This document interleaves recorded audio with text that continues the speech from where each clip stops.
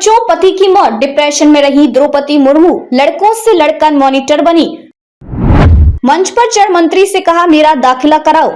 साल 1983 घने जंगलों के बीच बसे आदिवासी गांव की एक महिला सिंचाई विभाग में क्लर्क थी और उनके पति प्राइवेट बैंक में जॉब करते थे।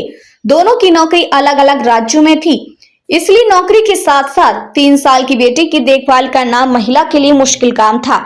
एक रोज निमोनिया से बेटी की जान चली गई। ससुराल वाले महिला पर लगातार नौकरी छोड़ने का दबाव बना रहे थे। आखिरकार महिला ने सरकारी नौकरी छोड़ दी और पति के साथ रहने लगी। 27 साल बाद यानी 25 अक्टूबर 2010 की बात है। उस महिला का बड़ा बेटा रात को पार्टी से लौटा। सुबह उसकी तबीयत बिगड़ गई। अस्पताल पहुंचते पहुंचते उसने दम तोड़ दिया। करीब 2.5 साल बाद जनवरी 2013 में महिला का छोटा बेटा भी सड़क हादसे में गुजर गया।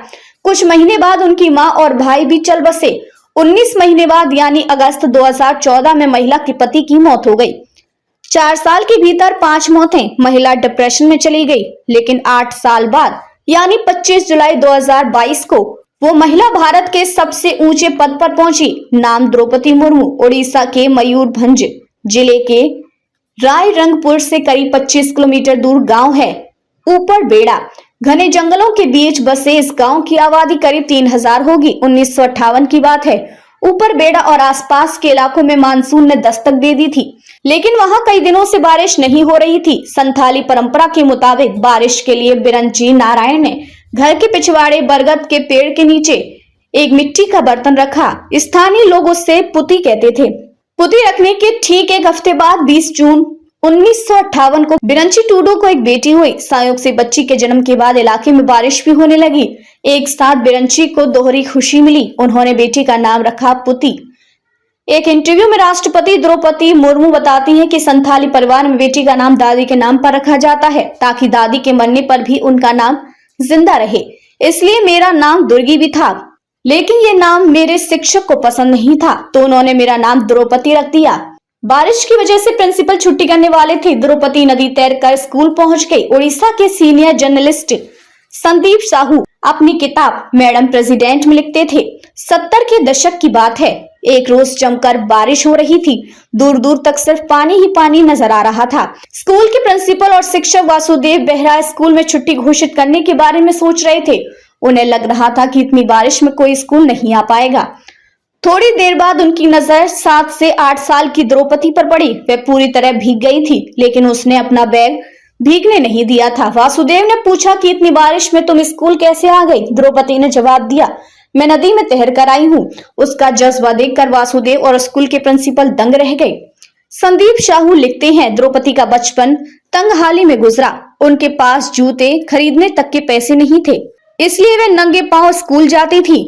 पूरा साल उन्हें सिर्फ 2 जोड़ी कपड़े में गुजारना पड़ता था।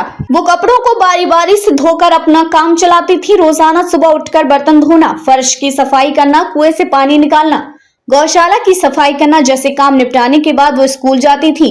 उस दौरान गांव में चावल से भूसी निकालने के लिए लकड़ी के लीवर का इस्तेमाल किया जाता था। द्रौपदी की दादी उन्हें सुबह 4 बजे ही जगा देती थी। द्रौपदी दादी के साथ मिलकर चावल से भूसी निकालती थी। उनकी दादी कहती थी, द्रौपदी तुम्हें क्या लगता है कि तुम पढ़ लिख कर स्वर्ग पहुंच जाओगी?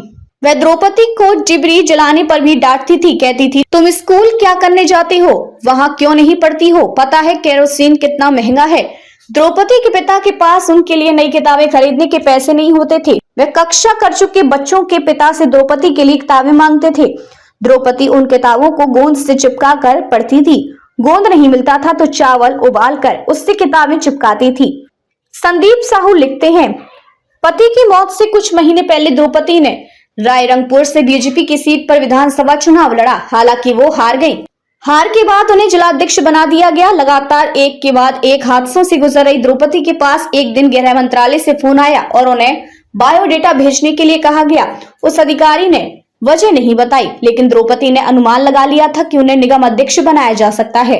आम लोग भी ऐसा ही सोच रहे थे। कुछ लोग यह भी कह रहे थे कि द्रौपदी को राष्ट्रीय अनुसूचित जनजाति आयोग का सदस्य बनाया जा रहा है।